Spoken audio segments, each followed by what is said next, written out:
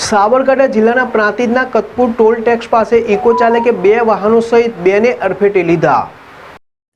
Ahmedabad Himmatnagar national highway 48 પ્રાંતિજના Katpur toll tax પાસે અમદાવાદ તરફથી ફૂલ ફાસ્ટ આવતી Eeco car number GJ09 BG 5907નું ટાયર ફાટતા ઇકો ચાલકે સ્ટીરિંગ ઉપરથી કાબુ ગુમાવતા ટોલ ટેક્સ પાસે રોડની સાઈડમાં ગાડીઓનું ફાસ્ટ ટ્રેક કરતા 2 યુવાનો, એક એક્ટિવા અને બીજો યુવાન બાઇક ઉપર બેઠેલા હતા। તે દરમિયાન ઇકો ચાલકે બાઇક અને એક્ટિવા ઉપર બેઠેલ બંને યુવાનોને કચડ્યા હતા તો ફાસ્ટેગનું કામ કરતા ધાર્મિક તથા રાજન બંનેને જીવલેણ ઇજાઓ પહોંચી હતી।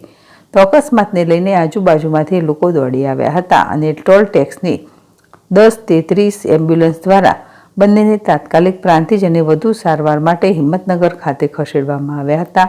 તો અકસ્માતમાં એક્ટિવા નંબર GJ09DN 9893નો આગળનો ભાગ કૂચડો થઈ ગયો હતો તો ઇકો કારનો આગળનો કાચ ફૂટી ગયો હતો અને ઇકોનો આગળનો ભાગ કૂચડો થઈ ગયો હતો।